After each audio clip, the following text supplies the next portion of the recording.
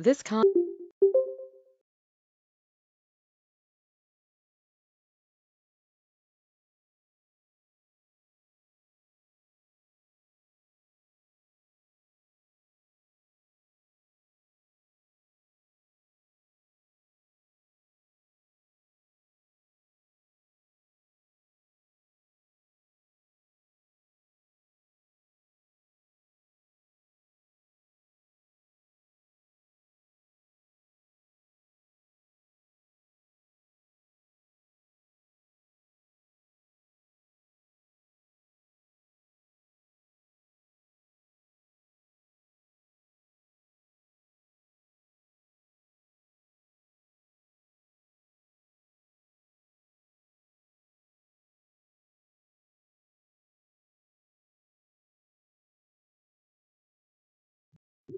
Yeah, so.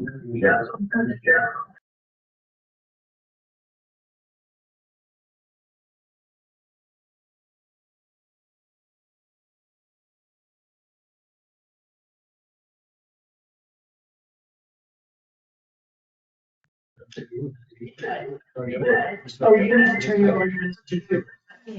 Thank you. I'm like, what? All right, so at 7 o'clock, we're gonna call the council meeting for March 14th to order. Please note, all counselors are present as well as interim city manager Rick.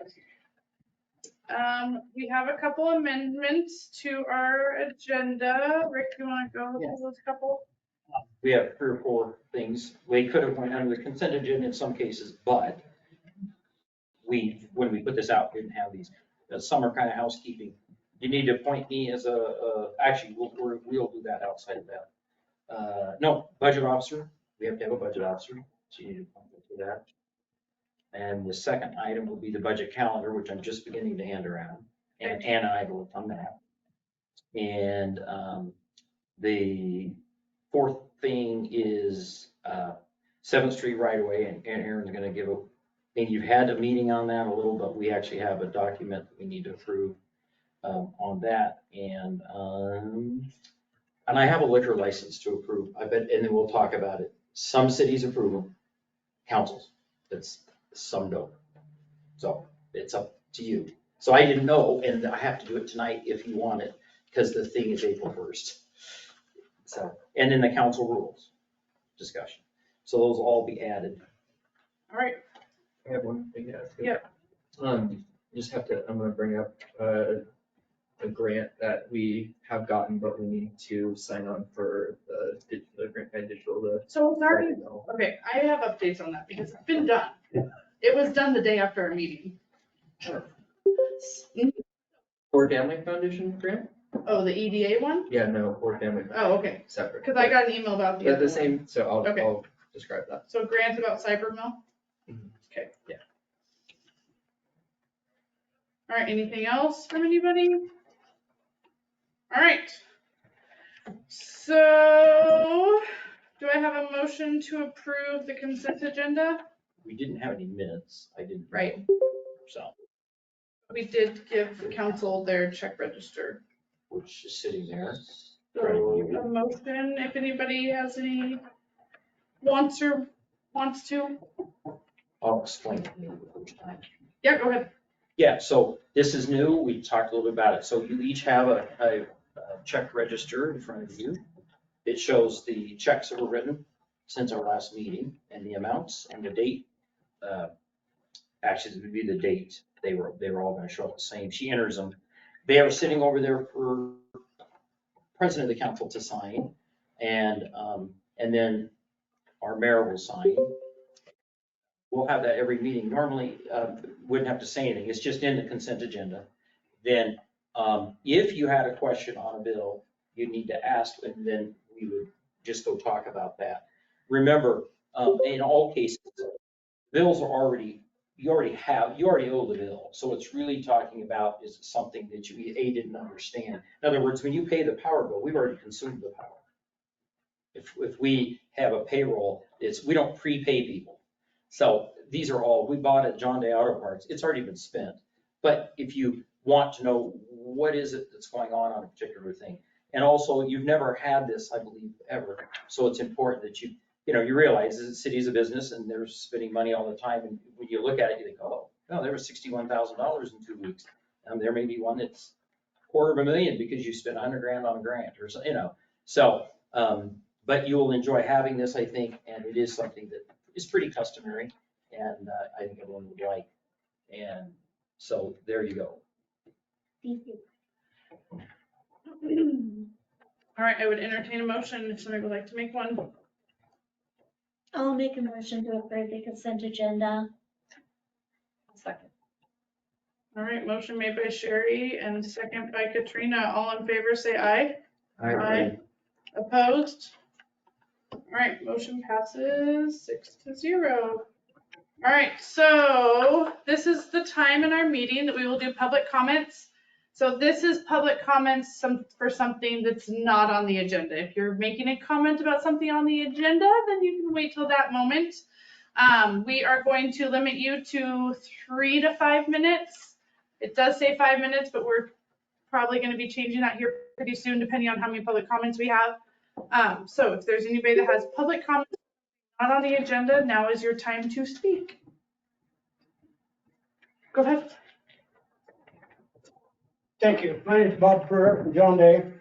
I would like to request that we get the minutes on for 12/29/2022 for the meeting because my lawyer's been nipping at my butt to try to get what went on. So if you would, Yeah, please. what I'm gonna do, there doesn't appear to be any at this point. And so, but we have an audio. So we're just actually talking about it. And we're gonna take the audio and have minutes produced from the audio. So actually, I'm gonna give it to one of the staff members tomorrow. You're talking December 29th? What day did you say? December 29th. I believe it's 29th. Of December. It was on my forced annexation. Yes. So we are training our new secretary to do minutes. I know I didn't want to So- push in. No, you're good. And we do have it recorded on the go-to meeting, so We can email you the actual audio. Yeah. And then Email me that's and better then than minutes. I'll get it to her. Okay. Okay, thank you. Yep.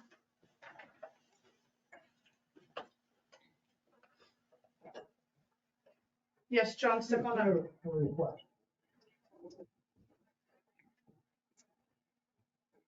John Rouse, 309 Northwest Fifth Street, John Day. Hey, down in Hill Family Park, you know that we have the loop road, kind of asphalt road. Well, we're having a lot of vehicles go just right on down the road, right down the bottom of the park, turn down to the creek and drive around, especially at night. And I know there's some quite a big holes down there and some issues even on the other end.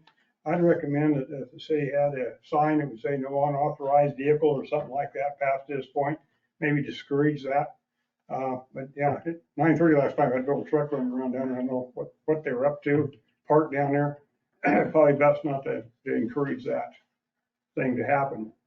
You're talking about on the grass or? Yeah, they run down the grass and drive around out there. And I was kind of worried about the pickup last night because you can't see nothing. And there's some pretty good holes out there still. And Regardless. Hill Family Park in the end of Canton. Okay. Thank you for bringing that to our attention, absolutely. All right, any other public comments? Nope, all right, so now we're gonna move into our regular agenda. First item is credit cards. So we need to add Rick for credit cards. We have a prior letter that we used for quorum. I spoke to the bank today and I wrote up 2 different ways because she said we could do it either way, but she did suggest, because quorum was not only had a credit card and all access to the accounts, but he was also the maintenance person, so he could add, delete, anything like that. So if employees left, she did say that she would recommend, and she's seen it done when people have interims, is that somebody on council who's going to be there for a while becomes the maintenance person, but I have it wrote up both ways, so you guys just need to decide. I have it wrote up that the city of John Day is requesting the interim city manager, Richard Allen, to be added to all bank account of Eastern Oregon credit cards The city of John Day is also requesting that Richard Allen be the maintenance person and main contact on the Visa accounts, increasing limits, adding and canceling employee Visa cards, etc. Or I have it written up, the city of John Day is requesting the interim city manager, Richard Allen, be added to all Bank of Eastern Oregon credit card accounts. The city of John Day is also requesting that, I put in myself, but I'm not, just anybody, be the maintenance person and main contact on the Visa accounts, increasing limits, adding and canceling employee cards. So like Quorum's credit card is still open because no one's been able to cancel it because he's the maintenance person. So it's not been used. I'm sure it was turned in. I'm sure it's at the safe. Like nothing, no action has happened on it or anything, but we probably need to think about when he's done, we don't want to have a lag where we have nobody that can add or take off people. And so she recommended picking either like Dave or myself, who are signers on the account and are going to be here for a while, to do that job. So it would just be for like, and then once we have a permanent city manager, we would transition it to that person. So discussion, thoughts? I think it'd be fine, good for her, because usually when a manager leaves, they're not gonna be canceling unless they do it before they leave. Right. So that would constantly kind of come up, and different banks do it. Yeah. We should have been able to cancel his even if he's gone. I mean, because people, sometimes someone gets Yeah. terminated. Yes. And you do get it canceled. Yes. So she did confirm though that no charges or anything has been happened since on it. So it's, I mean, I'm sure it's sitting in a safe at the city hall, but she just recommended that with an interim until we get a permanent, having Dave or myself be the maintenance person so that, and then when the permanent comes in, then of course we would switch it. So That sounds good. I just need a motion on either who, Dave or myself, and then a motion on what you guys want to do. Yeah, thoughts? Help yourself, Heather. Thanks. Well, I've taken so much off my plate in the last 2 weeks, why not? So a motion would be great for that. I'll make a motion that Heather be put on as maintenance person on the credit card and Rick be put on the account. So, Rick Allen be put on the account. Is that correct? so maintenance on all All. accounts. All accounts. And Rick be added as a credit card only because he doesn't want to be put on any of the accounts. Okay, Okay? perfect. Second. Thank you. All right, so all in favor of Rick Allen being added as a credit card holder and then myself, Heather Rookstool, being the maintenance person and main contact. All in favor say aye. Aye. Opposed? Thank you. 6-0. All right. Bank account removed. So currently what we have is Dave, myself, Anna, Lori, and Melissa, who are the 3 at Solutions, are our current 5 signers on our bank account. I'm gonna let Rick talk about this and then we can make a decision. Yeah, so we added, what I'd like to do is actually move toward where just the 6 of you, any of the 6 of you can sign, as therefore if someone's gone. But we would remove non-elected officials from that process, which would be, I think, the best. So we're gonna be signing them sometimes at meetings, or if you come in you could come in that day, or you could sign them tomorrow. But, and I think most of the time would be these 2, but if someone's on vacation, someone's sick, but any one of the 6 of you, we would just have and then when there's a 7th, they would be added that way. That's, chances are most of them would never have to sign, but it's just in case. And then, go do it that way. Discussion? Sounds good to me. Yeah, I mean, so here's a few things. Changing signers are time consuming, so it's not gonna be an overnight thing. I do have paperwork for anybody who is not already an account holder at Bank of Eastern Oregon. I need personal information review, I need driver's license stuff, so I have that paperwork that she sent to me today. If we do go this route, then I can make this happen, but it's just gonna be, we need to have approved minutes and all that kind of stuff. So we'll still stick with this 5 that we have until it's all finished, but if that's something council wants to do, it is doable. It's just very time consuming. The other part of it too is like, it would be nice to have it be at least for a few years the same because it's very Dave and I know how long, and Steph and Anna know how long it takes to change signers. So it would be, I mean, we're at least this group for the next 2 years, so. And you could adjust it down to, 4 or 5 of you. I mean, Right. I think that once you kind of get used to this and it's, you just need to have more than 2. Mhm. So I thought, well, the 6 of you here, it could be 5. I mean, it's not that big of a deal. There's always going to be 2 of you if you have 5 of you on there. Yeah, she said at least 5, but 6, 7, I mean, like, we can have whatever, but she said a minimum of 5 would be the right thing to do. I do have Casey who's raising his hand online, so Casey, if you, after we get done talking, then we'll open it up for public comments, so just a second. So any other discussion along council, any thoughts on that? Pros, cons, yays, nays? Makes sense. All right, Casey, you had your hand raised. Now Yeah, I I'm see it's gone. Can you hear me, Heather? Go ahead for it. You can hear me? Yeah. I'm just wondering about the limits on my credit card as a public works. Casey Myers, 855 Northwest Bridge Street. Public Works Director for the city of John Day. I'm just wondering about the limits on my card. I'm having problems sending people to short schools, buying parts, buying things that I need to buy where we don't have accounts. And I was wondering if maybe the limit on my card could be raised a little. That would be up to council. I totally understand that. But these are parts that we need. Okay, do you happen to know what your limit is off the top of your head or no? $2,500. Okay, That's pretty low. yeah, yeah, For okay, Public Works. yeah, so, Do you have an idea of what it yeah, looks like? can you let us, like, what's an amount that you feel like you could comfortably run your public works department with for a limit?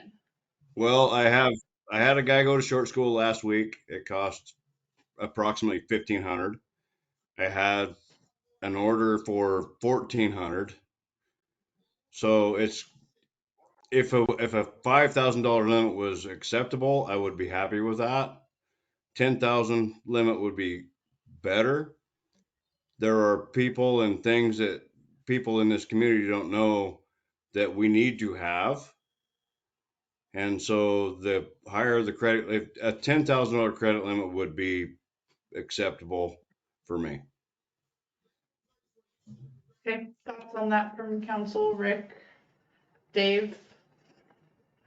Mostly what we try to do in the city, at least in all the years I've worked for them, is run everything through purchase orders. Absolutely. Problem with sometimes in public works, and this is one of the things Casey's run across, is that a company you're used to doing business with goes out of business. You got to change companies. You don't realize this until all of a sudden you need the parts. And then by the time they send you the paperwork, you fill it out, you send it back to them, they approve it. You might be 3, 4, 6 weeks out and you still need the parts. So I would encourage Public Works and anybody, any of the city staff, to plan as far ahead as they possibly can, use the credit cards as little as possible and rely on the purchase order system that we currently use. So I guess that's my comments. And I'd like to speak to Dave on that. Dave is absolutely right. The problem I had was I was trying to order some cutting edges for our snow plows so we can continue to keep the city streets safe. And I didn't know if my credit card would handle the amount because we did no longer have an account with this company. So I think that in order to continue to keep the public safety in order, it would be a good idea to put a little higher limit. I know in the past, the higher limits on the credit cards for the city have been a lot higher. I do want to bring also to the point that my credit card also needs to be changed because my middle initial is wrong. And I want to let everybody be clear and coherent on that. Okay. Rick? He's used to do charges, don't want to as much anymore. People want paid instantly, and that's the bottom line. So you're finding less places want to give credit. It's the old school, remember they used to have little books almost, they wrote it in. But, yeah, I think 7,500 or 10,000, I mean, the key is we gotta get the receipts back. And then, of course, that gets reviewed, I review them, and then two of you will sign them and the invoices with that. So there's a still a lot check and of balance eyes on piece. it. Right.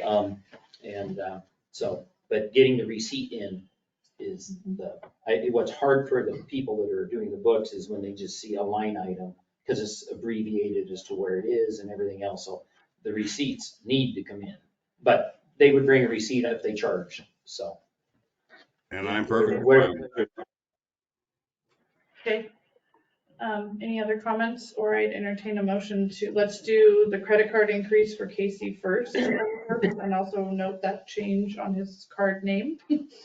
And then, we'll talk about deleting. I'll make a motion to increase Casey's credit card limit to $10,000 and change his middle initial to the correct. What should your middle initial be, Casey, so I can write it down for record?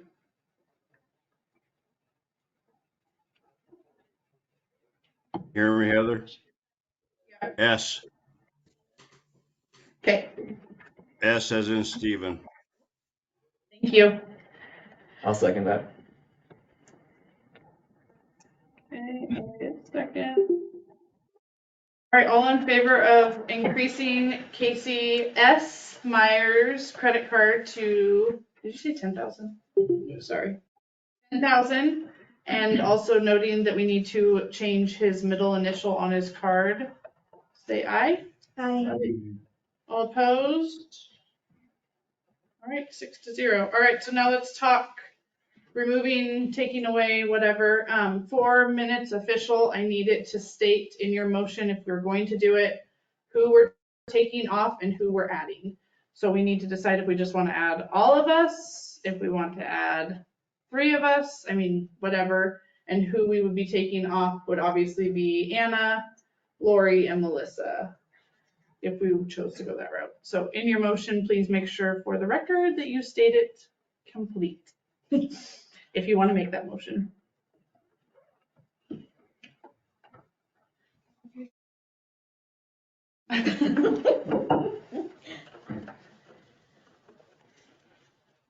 I'll make a motion that Anna Bass, Lori Armstrong, Lori Armstrong, and Melissa. and Melissa, No, What is it? It's just minutes. Finlayson. Yeah. Oh, she said Galbraith. I was like, Finlayson. be removed from our checking account, and that all present counselors, Say our names.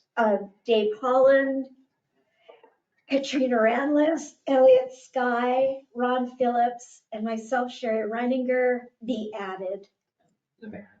Yeah, I don't need to be it, but I'm already on. Yeah, there. Dave doesn't need, but good job. Can I have a second? I can second that. Barry motion. Second. All in favor, say aye. Aye. All opposed? All right, 6-0. All right, I do have an account with the Oregon Bank. okay, so I'll email, who doesn't have a Bank of Eastern Oregon account currently? No? I don't have an account, but I've got a signatory over there. Oh, for the chamber, so that might work. Do you guys have accounts there?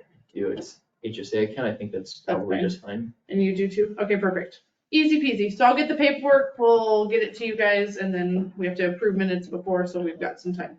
All right, next agenda item is city manager recruitment. So Rick? Yeah, you've got, you should have, Yep. that is in your packet. That is the same company that you had talked about, actually, you were gonna hire but didn't hire. When Nick resigned and you hadn't yet appointed quorum, you had actually gotten a price of $15,000 from that company. And but then you just didn't use it, so it became you. But I did call and talk to another company, so we actually had a couple choices. And Jensen Strategies, I talked to Eric Jensen, the owner, for a long time, and he's very busy. And it's a long ways over here, and he said 20 to 25,000 plus expenses. And so when I called and talked to the owner of the other firm, he said that they would do it for the 15 that they quoted last year, and plus expenses. So it's $5,000 to $10,000 cheaper. You obviously, somebody had vetted them before. And I know the company, they've been around, it's just he's got a new corporate name, but the owner, he is in the business, and he said he's got about 25 recruitments going currently in Washington and Oregon. But they could be public works, planning, finance. I mean, so it's not all city managers. You don't have to worry about competing for 25 places. He said he would start next week. So what we would do is try to have a meeting, probably a Zoom meeting or something we can, to where you can talk about what you're looking for in a manager, because that helps write the kind of the solicitation, those kind of things. And he'll want to talk to you about that, and talk about, the salary you want to offer, and those things are going to go into this. And but then once we get that all put together, then they can get it out there. So would that be like a work session meeting with him, you would think, or a We could do it council all meeting? Zoom. Yeah, Yeah, so it would be a work session. Okay. You don't take up your official council nights with that if you don't. You could have it at 6 o'clock, like at the next meeting, like that. So it's the Right. same nights. You could be here in person if you wanted. Okay. But if you do it, you have to coordinate with him, but whatever would work for you. Okay. On that, and obviously his schedule, if some of you can't be there, but, did everybody get a chance to review the proposal on the website? They lost me about. Mister, I know, I circled it to Rick and I'm like, Mr. Oh, Heather yeah. Brookstool. It's okay, I didn't take Yeah. offense. Yeah, so I would be fine with scheduling if it works for his schedule to. sometime next week probably.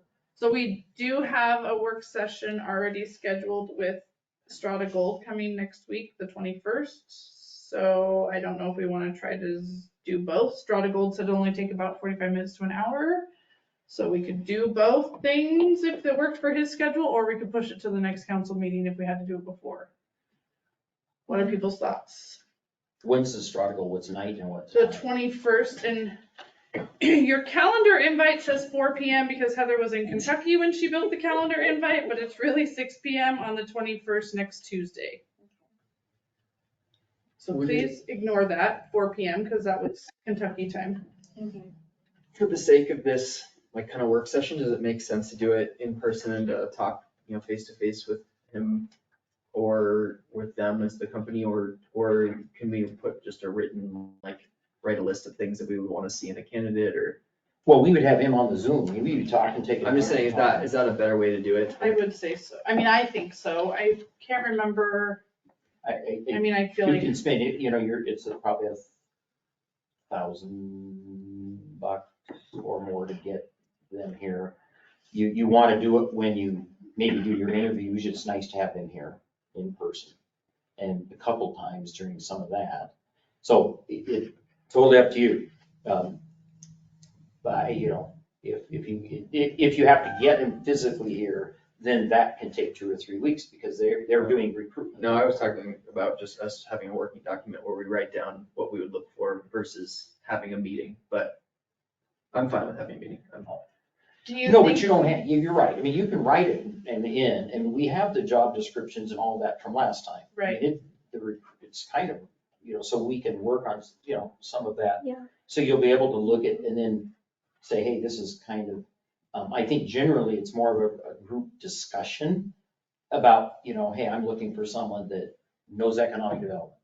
Well, but is that more important? Do they need to know grant writing, grant management? Do they need to know planning, or how much of planning, or is it a general, it's more of a discussion.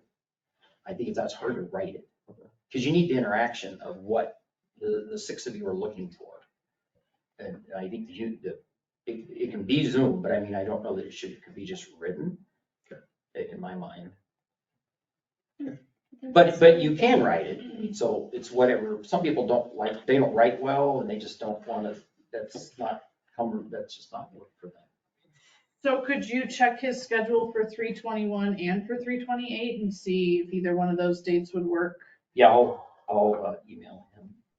I'll just do it while you're rolling. So if we did the 3/21, we could do it after Strata Gold or before. Strata Gold will be here in person, so I'm sure he'd be fine to wait until, like if we schedule him for 6 PM, the consultant and Strata Gold, he'll be here in person because he's coming for a couple days. So we can push him till after and schedule him at 6 PM, either on the 21st or the 28th.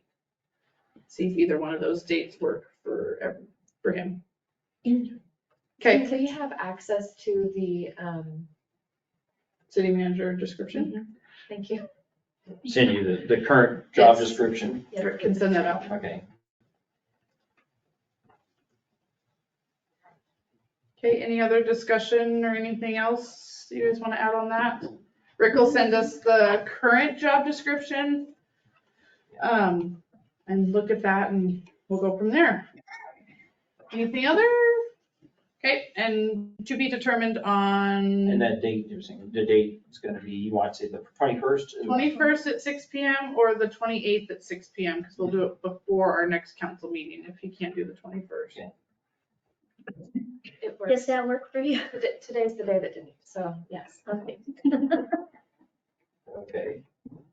Okay, moving on to the next agenda item D, the intergovernmental agreement to establish regional. Well, we need to vote to hire them at $15,000.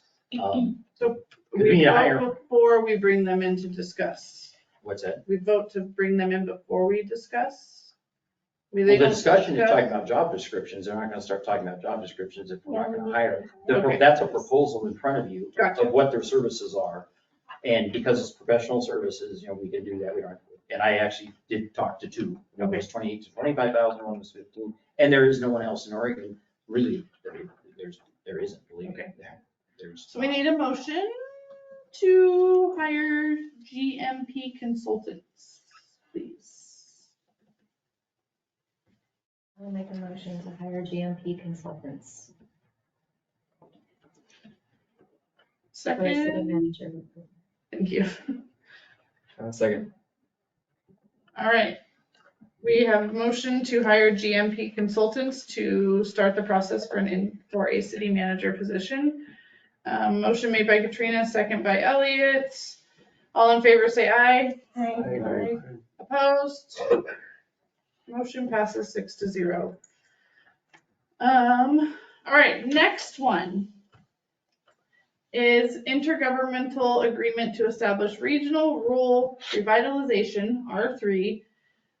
So go ahead, Rick. You guys, I did bring a few copies. If some of you don't have it either on your computer or if you prefer it written. It was on the website. Does anybody need a hard copy? Okay, they're good. Okay. All right. So you guys have been working on, I mean, you know, obviously of this for quite some time. And this is, I've been looking at it and worked with Jeremy, and here are a couple of copies, just in case somebody wanted it. And I don't know what any of your guys' thoughts are, so I guess, from my perspective, and this is obviously complicated, it's a big deal, and there's probably lots of people online all sitting with bated breath.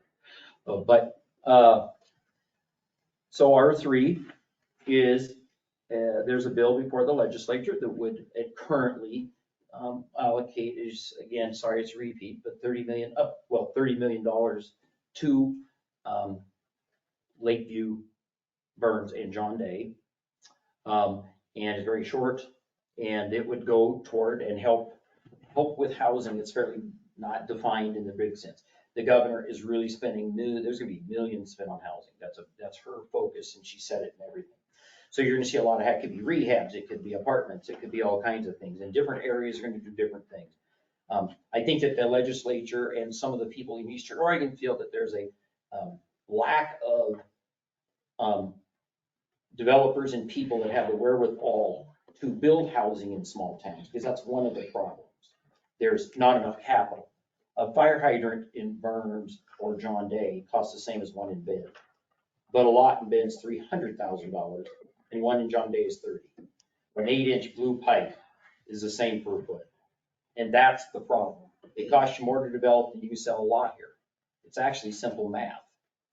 And that's why you don't get development in small rural towns. And I think the legislature and people recognize that. And so this is a program that theoretically will add money to put behind infrastructure and other things that can help greenhouse. A little bit like your housing urban renewal district that you guys built. Same concept. You're actually the only town called Eastern with it. Now, all the rules and the things that come with that, are not yet defined. So I think that's what it would do, but we don't know, what all of the pieces are. You have to first, it's got to pass the legislature, see where it ends up, the amount of money, and who's involved. I did talk to Representative Owen on Friday, and a couple things to remember for tonight, and I think this is important. We were under the impression that we had a deadline that needed to be done like 2 weeks ago and now. And he told me that there is no deadline and that there just is no deadline. And he wanted to know who says there's a deadline. And I told him that we're just hearing there's a deadline. So he said it's not from the legislature and that there is no deadline. So we have time. So to anyone who was worried we're gonna lose, no, we're not gonna lose our spot on it if we do this next month or the following month. He said that, remember, they don't leave till about the end of June. It's like the 27th or 8th, I don't remember the exact date, but call it toward the end of June. That's when they will go. And up until then, this thing could change. He felt that it will pass. He does feel this will pass. Now, what it specifically has, what else could be added or subtracted, he said no one knows that. And other cities could be added. Or a process to add them. So he felt that taking some time right now is actually fine because it hasn't passed. So that almost to me, then it makes it much easier. There are some pieces to it that Jeremy and I spent time last night at 7 o'clock. I was driving between Dayville and here, and he was over in Ontario to Boise. So we had a half-hour chat about this, and we've had other chats. I know that he's talked to Nick. And so I think the parties pretty well know where I'm coming from on it. Without a deadline does make it a lot easier. There's a few things that I think we need to flush out, and so we need some more time. Jeremy and I thought if by May 1st, basically all of April, call it 6 weeks from now, we should be able to come back with something to you that we could more recommend. I think it would be best if we got it done before the session ends, because you don't know the timeline after that, how it's going to get going. So I think there is an advantage to that. But let me walk through the items that I think, but there could be another 10 of these, but just a broad brush. I'm concerned about majority rule with a 5-person board, 1 person from each city, and then 2 at large. Well, the 3 pick the other 2 at large. And so, the reality is this city would have 1 vote. So you can have 4 to 1 votes. And that they would then control, they're going to award projects. They're going to award who hired. They're going to hire the executive directors. They're going to hire all kinds of stuff. And I believe that should be the 3 initial cities. It should be unanimous consent. They have to agree. This is going to be a consortium and you have to get along. I was on the Shoots River Conservancy Board, and you want to fight over water. And we had 16, 18 of us, including environmentalists and people who like to use lots of water. We had fish people. We had to agree. And you end up with a good product. And I think it's important that we do not give up our right to the funding, but also how it's done. And so I think that you could end up having 5, but maybe certain things the three cities have to agree on. So that's something. And then you get down, then how is it gonna be governed? Unfortunately, when you have, how far is Lakeview about? 220. 220? 200 miles? So you got a 400-mile trip. They're gonna obviously have meeting, they're either gonna be Zoom or they're gonna rotate. And if they meet every month or every 3 months, people, the rep from this city council will not always want to have the time or the ability to drive to Lakeview and spend nights at a hotel, you know. So then you'll end up Zooming it. And that isn't like what we're doing here. And when you have millions, remember, right now it's $30 million program. That's a lot of money. And I don't think you should do it by not being in attendance. And what happens is staff drives those processes. And people that are appointed just tend to vote for stuff because it's so complicated. You know, there's just so many things, and you know, they're talking about a subdivision in Lakeview. And how much are you gonna get into that? You know, it's just, you know, when you have that kind of a distance, you really need to have safeguards and how it's gonna function. How is it gonna meet? How are you gonna decide things? Or else it will just be taking in reports from an unknown at this point staff, but whoever the staff is. And if you have that much money, you're gonna have finance people, you're gonna have, I mean, there'll be a staff. You don't just allocate. It could be contracted. You could, like I'm a contract interim city manager, you wouldn't do that permanent. But in the document, it is being suggested, right now, it's actually written for a employee. They would work, take out taxes, and be an employee. But it's been suggested it be amended to where it's a contract employee, which means it could be a person, a company that could run it. I think that, you know, we need to have safeguards in for all of this, for all those reasons I outlined and many more. Because do you see what I'm saying about that far of a distance? Are people gonna show up? And will you show up, and then will you know what you're voting on? I mean, that's, you know, it's a little bit, an ORS 190 there's a ton of them. You have one with you represent us on the Grant County Digital. That's an ORS 190. And you know, what you find is people may or may not attend. Day in and day out, it might seem boring, and so they conduct their business. And so we want to be careful, you know, and COIC, which is the Central Oregon Intergovernmental Council in Central Oregon, does bus service. They do homeless stuff. They do housing rehab, all kinds of stuff, employment. They have like a 15, 16 person board, and the counties each have someone there. The cities do, but they all meet, and they meet together. You know, they have been going for a long time. They have an executive committee of all three counties have their county judge or chairman of the commission. So it's very much, you know, lots of oversight, lots of people watching. So this doesn't have that because it's not, the counties aren't involved. So it puts that pressure back on these three little cities to know what's going on. And so I just think that it's important that we really have it structured right.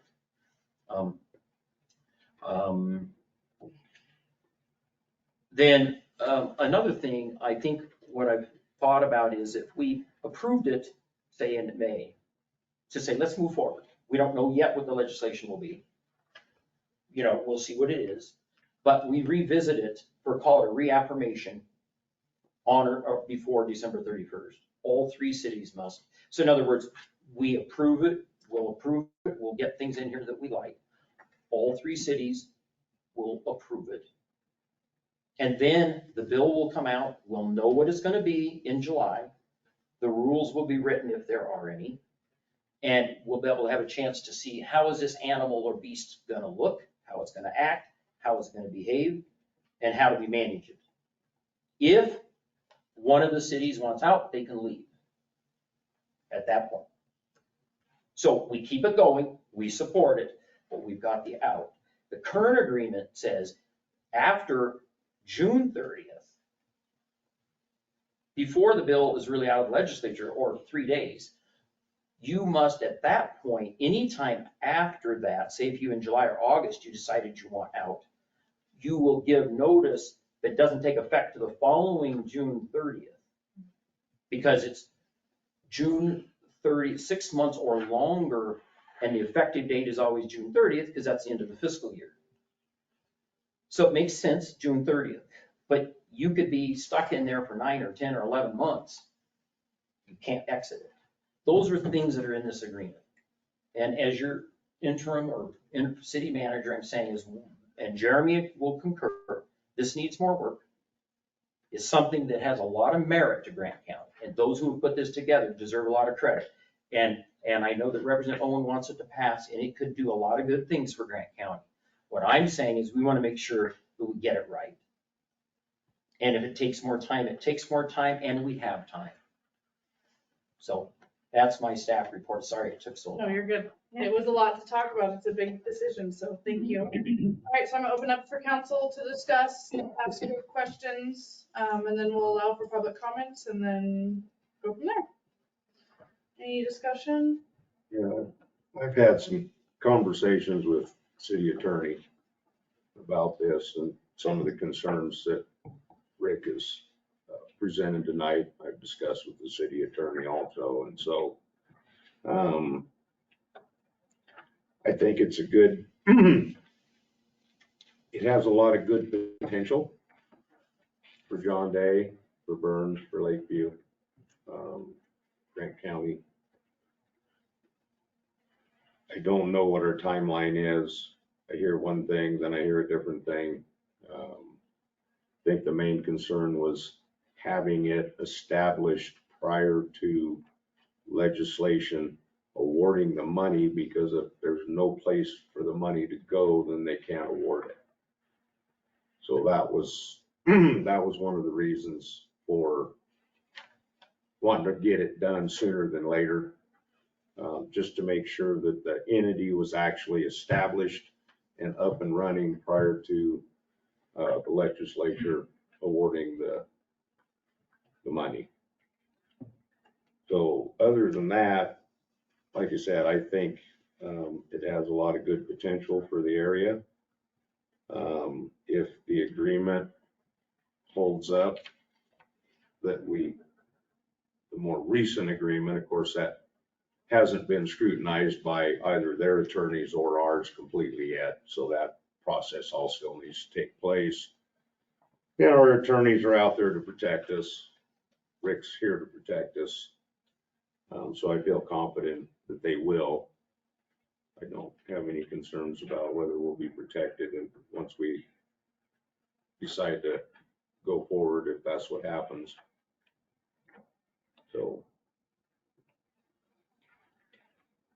I would just, I think that this is a very proactive approach to addressing a essential need of our community.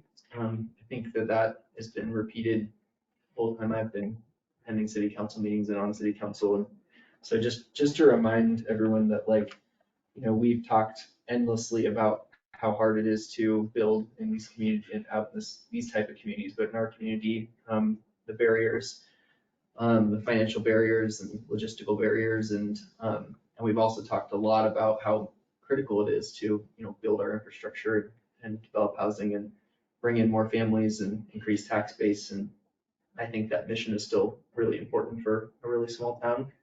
And so, you know, I also see R3 as, you know, I love what Rick, what you're bringing up in terms of crafting a structure to the agreement that is really fair and equitable. Even if the money, $30 million, didn't exist, I still think the concept of being a part of this type of intergovernmental agreement would be beneficial. And I see the merits in it, advocating, of course, for funding, just like this, what's going through. I mean, something like this could certainly happen at a different time, even if this funding didn't come through. That you have an entity that is representing these small rural communities that all have housing issues that, just like you're saying, can't make it pencil. So I love that you're, looking at it with the fine tooth comb and trying to, identify. I also do think it's really important that we, wherever that boat is, that we don't miss it, that we can jump on and be, innovators in a system that has historically not supported rural communities. So, if we can try something different, be a part of that. And, it sounds a lot like part of the concern would be that, equitable within the system itself. Well, if we're within that system and it's not particularly equitable and we don't, get as many housing, developments out here as someone, out in Lakeview or something like that, that's one thing, but just not being involved at all is another. So I think we should make it as good as we can, but I do really support us being involved. I think it's really important.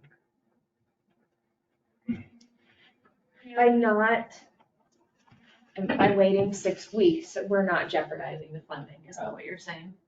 Representative Owen, he's the sponsor. I mean, that's the person that everyone's toted that he's the one that, he submitted it.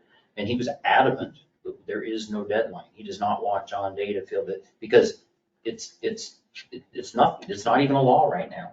And it won't be till they leave. And then they probably route it. I won't know the term. They route it to someone. If you think about it, again, just use your brain. The legislature approves 30 million. July 1st, they're actually gonna approve 30 billion. They don't write $30 billion worth of checks on July 1st. It's spread out over the 2-year biennium, because how do they get their 30 billion? Us paying taxes over the years. These things are spread out. There will be a takedown effect. I mean, you don't know. And he did say he would expect other cities to be added. So we don't know who the players are. Now, are those 4, if it's 4 or 5, do they get added into this? And is that a unanimous consent, or do we need it to be a super majority, maybe 3/4? If you had 4, maybe if you get 75% approved, maybe it's 5. See, that's all we're saying. He was very adamant that they do not know how this will end. And I think you all know that from legislation. There's a lot of people, and a lot of people want a piece of every dollar, and 30 million is a big chunk for 3 little towns. And somebody may say, wait a second, what about Nissen Vale? We're right here, we're in the neighborhood, and we're the same size. So, but no one can predict it. So I think that he said that we are under no deadline. And he said that they may be adding them, we would be adding them. It says, in fact, we are changing, one of the things we're changing right now, it's just got the 3, but it's been recommended by the authors of this that we actually already include and others as an added or amended. So I think everyone feels this is not the 3 that will be spending all that money. It will evolve, but we don't know how it's going to evolve. So I think we're just trying to say, let's know what we're getting into before we get in here again. And I agree with you, Elliot. I mean, that's why I probably said it 3 times in my talk. It is needed. It is good, but you still got to do it right. Yeah. That's, so I know when you, it's unfortunate in this position, people think, oh, yeah, you don't like that. Or people start thinking about things. That's not it. I do think you'll have to have help to build housing. You will. It will not pencil out. So, and that's what this does. And I think the people who built this know that. The legislature knows it. Governor knows it. So I think it's just figuring out how do you do it.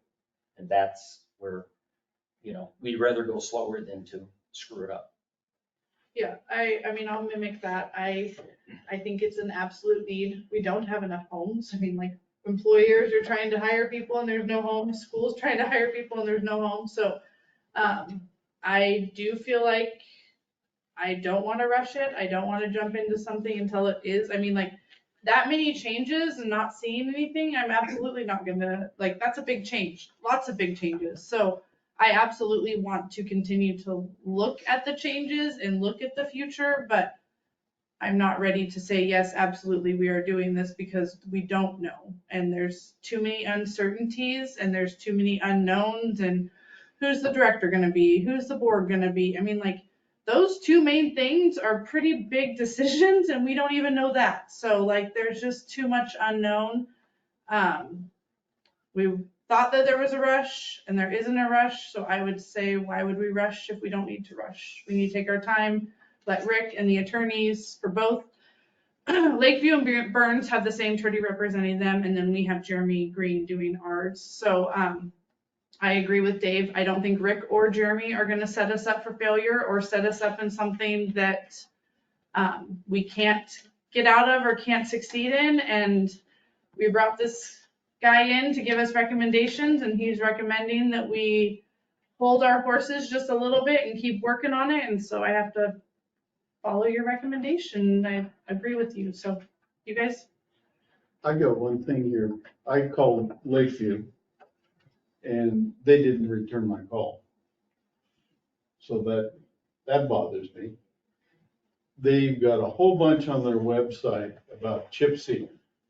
And I don't know how many people in this room have done chip sealing, but I have. And I'll tell you what, you've got to have your act together when you chip seal. It has to be really orchestrated. A load of that oil is $20,000. You've got a 3 to 5 minute window from the time that oil hits the ground to the time you cover it with rock. So there's a lot of trucking involved that you have to have. You got to have the rock, and you got to hit it right away with rollers. I don't think that they're the only way I can see. They had prices of equipment to buy, and they come up to $1,081,831.49, and they didn't have any trucking involved, which is a major item anymore. I can't see that this would work with us, any of the three getting involved in buying equipment. Well, and I shared with you guys, Lakeview had a frequent asked questions on the R3 on their website. And so there was some questions that must have came up at one of their council meetings and they had it on their website.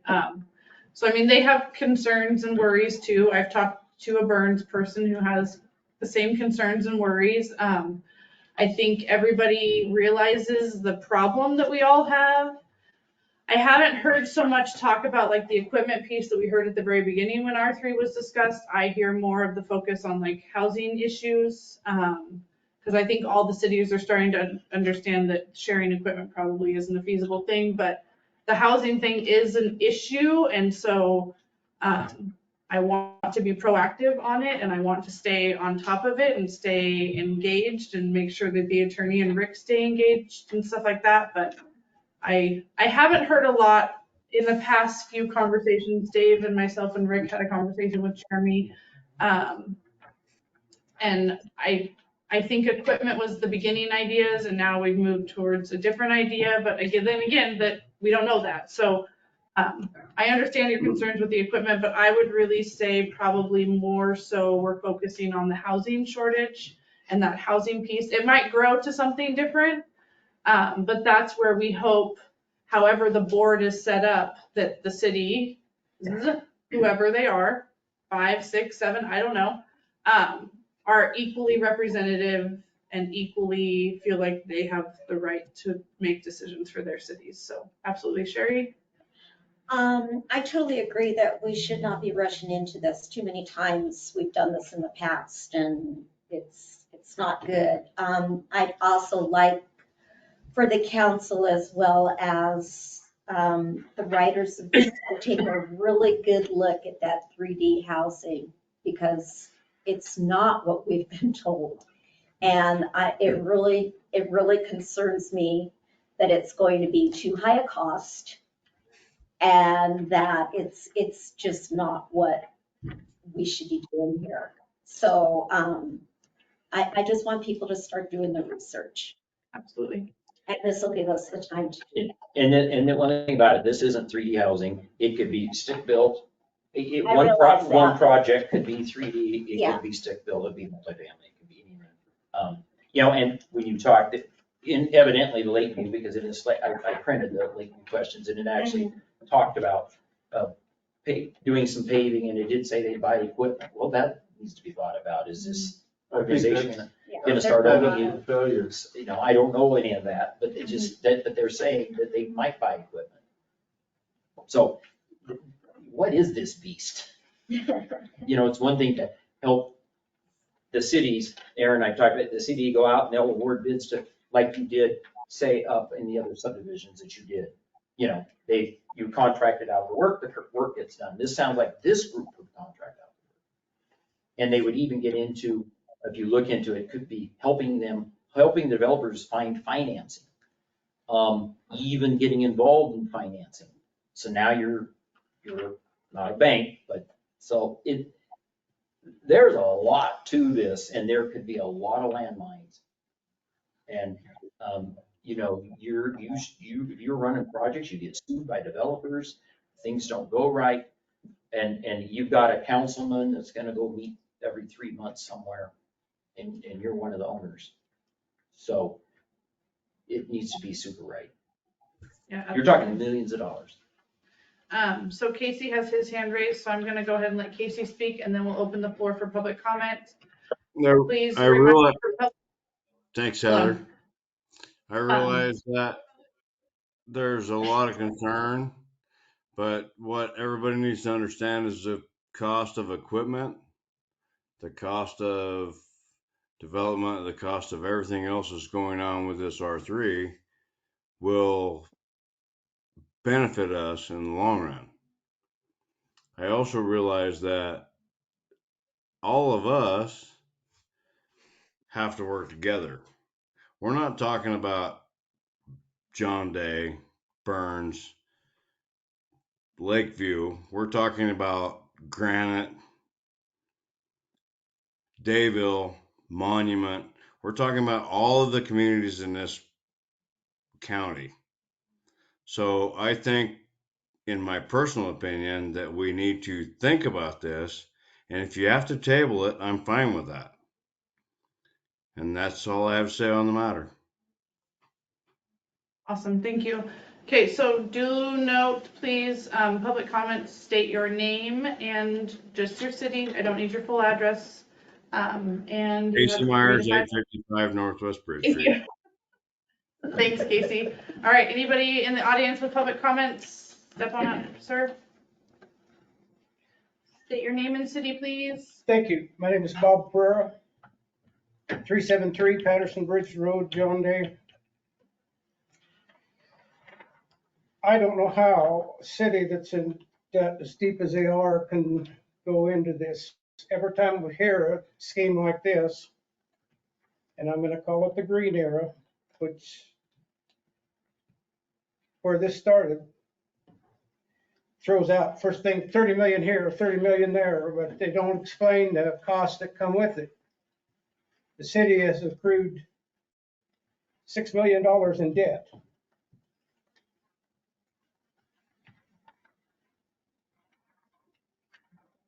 Has anybody heard the venture capital method for promoting rural innovation in Snohomish County, Washington at all? It's on your website. You need to study it.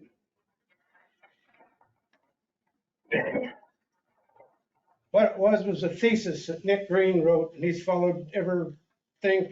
Actually, he didn't follow it totally, because it's basically a plan that venture capital is the key word. Very, very, very tricky things to get into. High risk. I pulled this off your records. This also was on your city website. I'm sure you haven't read it either. I checked today in case it was taken down. It needs to be taken down and hope you don't follow it. So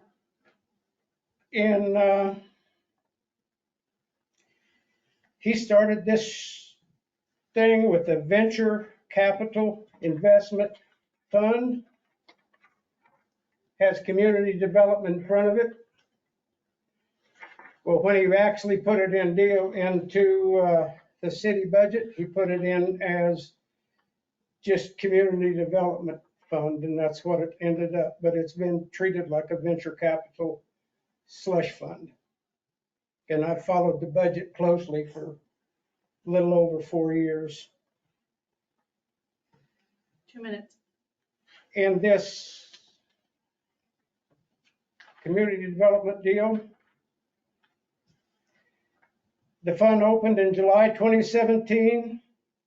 The fund will have a net investment of over $600,000 over a 10-year period. They went through that probably 10 times. So no, I don't have a trust in anything that Nick Green's got his hands in. Keep throwing money out there, money out there, money out there. The URA borrowed $2.5 million dollars. And got to be paid for. You're not going to do it with more and more grants getting in anything deeper that's going to cost you a penny. The city just needs to get it together and go to the bottom. 1 minute. Thank you. Thank you. Anyone else? Step on up and state your name and city.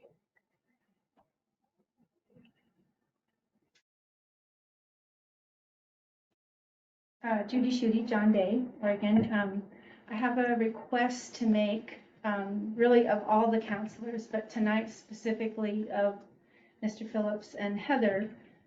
When you give us anecdotal examples of what you've done, Bob, you said, I talked to Lakeview. I really think it's the responsible thing to do to also include who you talked to in Lakeview or who you tried to talk to in Lakeview. And Heather, I would request that you do the same thing. So the You person in said I Burns talked to asked to somebody. not have their name be stated because Burns is, and they did not want Can their I name. finish what I'm Yep. going to say? Go ahead. If at the very least, you can give information about, was it Joe Blow on the street? Was it somebody on the county commission? Was it a city councilor? I think you owe that transparency to people when you make those kinds of comments. So And I hope that, I'm not against it all waiting. I think we have a firm assurance that we won't lose out. And I hope that people do ask all the questions they want to ask and have the information that they need. But I'd also appreciate it when people get up here and speak to a certain subject that maybe you would keep them on that subject. Thank you. So I'll say it was a Burns city council member and they asked to not have their name disclosed. Okay, that's good enough for me. Thank you. All right, any other public comment?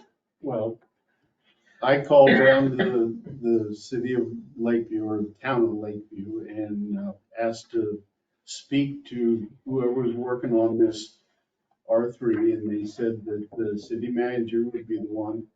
But the city manager was in a meeting and they would give the message to him to call me back. And I never received a return phone Okay, call. that clarifies it. Thank you, Bob. All right, any other public comment? Step on up, I John. have- State your name and city. John Reynolds, 309 Northwest Fifth Street, John Day. I was dead against the R3 as it was presented in the last meetings. Tonight, a lot of clarification was provided by Rick on the processes that were going to happen. I'm not against trying to make our community grow, but I also still have issues with possibility of having so far apart the three cities and trying to get things together. If I'm correct, ORS 190 could also use cities within our county that might be able to benefit from this as well.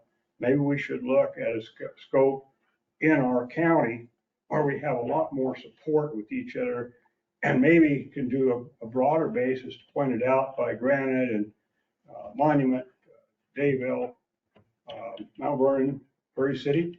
Maybe that might be a better way to target it and still have to go through the same processes that Rick has outlined tonight to make sure that we understand what we're getting into and what is going to be an additional cost above the money that we receive, because it's always going to be infrastructure and other things that have to go through that may not be, in the money that's coming from this regional revitalization. So we need to look at that. What's the burden going to be on our citizens? So it needs to be very transparent and very clear for folks, I think, in the process. But there's, if there's money out there and we can figure out how to do it and assure our citizens are not going to suffer a burden from it, I think it's something we should go ahead and pursue. Thank you. Thank you. Whoever was first. You both raise your hand at like the exact same time. Whoever wants to go first. I think we're at a point. Go for it. Casey, Lewis, go for it. okay. Louis Paventia, John Day. I spoke on this last council meeting, so you had most of the comments, but I got a few additional. We have to remember the city's only 2 square miles approximately, plus or minus. We have limited building space, so you're gonna have to expand out to the county, adjacent cities to support the community. We talk about more housing, but you're not gonna get everything you're saying if you don't have the space to build in John Day. And I never heard the council even talk about what's it gonna do to your insurance costs, more housing? What's it gonna do for emergency service? You're struggling getting volunteers for fire department members now. We got issues with police services, but we keep pushing the growth, but we're not discussing it, dealing with these other issues that we need to consider as we enter into agreements and promote this stuff. We got water issues, and I agree, take the time we need, and if possible, wait for the new permanent city manager to get involved. We may not have that time, but that's all I had to add, so. Thank you. He was behind, go ahead. Go ahead, Shannon.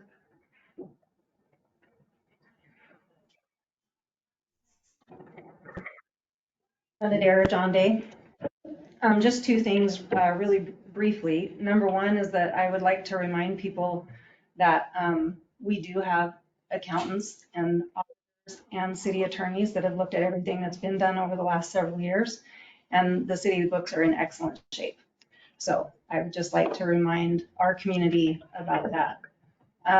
The other thing is I would just like to say thank you for continuing to look into funding for housing, because I think it would be a mistake not to look at growth, because when you talk about everything, whether it's water issues, infrastructure, police, the fact that we're losing population is one of the biggest reasons that we are not able to have that infrastructure continue.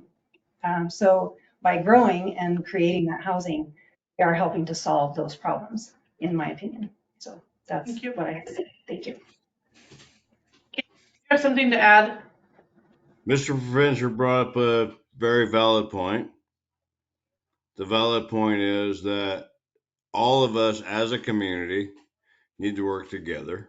We need to figure out what we're going to do to move forward to make this community what I would like this community to be, what most people in this community would like it to be. And we have a hard time doing that because it's so divided right now that we can't get our, pardon my French, stuff together. Oh, I didn't even cuss. We need to figure it out. We have an issue, we have a option, and we have a view. If we want to have nice streets, we want to have Casey Myers, 855 Northwest Bridge Street, sorry. If we want to move forward, we need to move forward. We need to forget putting a name in front of what we're moving forward to. There is no name. We are a community. We need to move forward for our community. And that's all I have to say. Thank you. Thank you. Yes.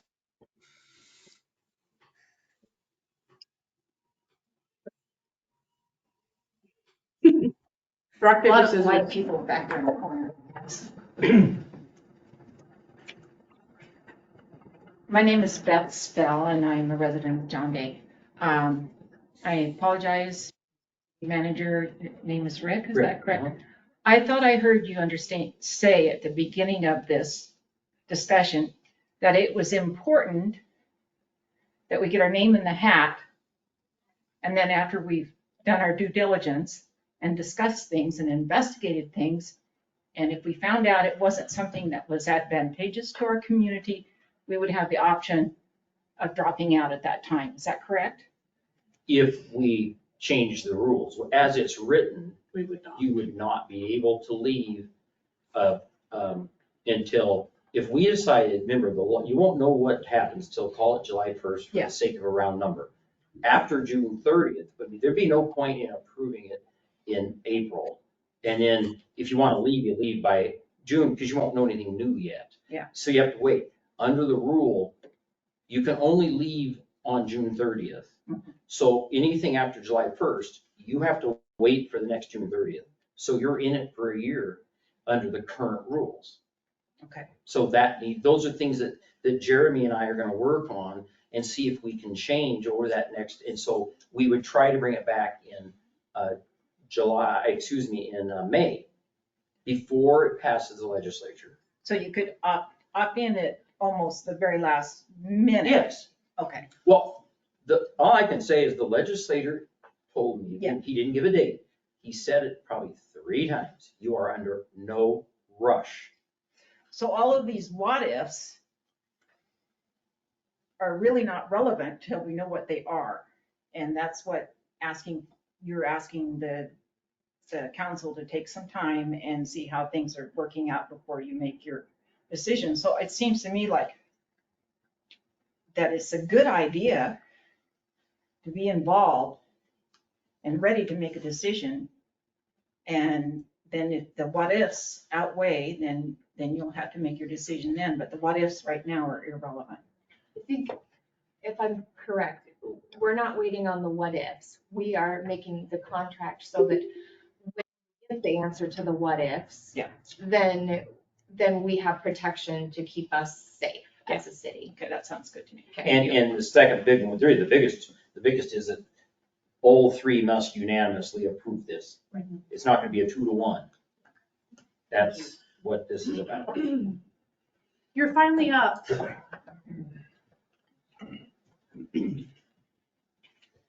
Cam Marlowe, I'm at 60355 Highway 26. I work at the hospital, and just yesterday morning, at 3 o'clock in the morning, we learned that a very crucial interim person, but a leadership position in our hospital, decided not to show up because the housing fell through that this person was going to be at. Our HR department and even our administrative staff spend a lot of time. It's almost embarrassing if you were to walk down Administrative Hall and if you were to see the different people that are trying to last minute try to find some kind of a temporary housing for very key people that work in our organization and for our community. We see it every day, and it's hurting us. We're coming off of COVID. Hospitals had a hard time during COVID. They're having a hard time after COVID for different reasons. And so we're trying to do all that we can to encourage good, strong talent to come to our organization to serve the communities, that we take care of. You can tell where I'm going with this. I'm a big proponent of being part of this R3 program or bill or whatever we want to call it. If I was at if I was at a fundraising event and I threw in $20 for a raffle to see who got to go to Maui, okay, and if I won that, I'd be really, really happy. Now, when I get there, I may find out that the all expense paid trip plus, money for different events and whatnot. If I ended up having to pay for the Uber drive that went from the hotel, from the airport to the hotel, and then I got on Facebook after that, and all I did was complain about that Uber trip that I had to pay out of pocket for, but yet I was given a $10,000 all-inclusive paid trip. I probably wouldn't be very grateful for that. That would be probably the wrong thing for me to do, is complain about that Uber trip. I would just urge us all, we have an opportunity here to be part of something that has taken some effort for this framework to build. And, I don't know who all the individuals were that kind of helped get us to where we're at, but I think we are at the 11th hour. If you look at how long we've had an opportunity to sign up for this, I guess to use the analogy again about the Maui trip, what if I knew ahead of time that I was going to have to pay for that $50 Uber trip? Am I going to decide and really determine if I shouldn't go to Maui because of that Uber trip? It almost seems like we're doing that a little bit here, that we're kind of like, well, I don't know about this, I don't know about that. But the reality is, I think if we literally wait until the very last second to sign up for this, I hope that doesn't cause other members of the R3 to say to themselves, why did they wait until the very last day to do this? I just would be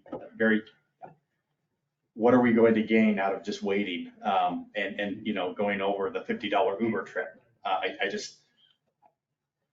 I would hate to not be involved in this, our community, because I'm hoping that whatever we do with this, whether it's 3D housing or refurbishing, renovating old housing or whatever it is, will be better than not doing anything at all. So I'm a huge proponent, and I hope we follow through with this.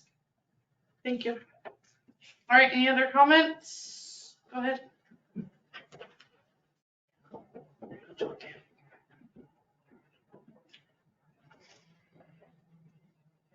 Chris Lampart, John Day. I was president of the local community advisory council here in John Day, and also a 12 county, I'm president of the 12 county Eastern Oregon Coordinated Care Organization. Studies were done. Housing was the #1 issue that people faced for mental health issues, for food insecurity. Without housing, and jobs, of course, without housing, we're in trouble. John Day has space for it. We have opportunities. Cam, I need to talk with you. I got a rental.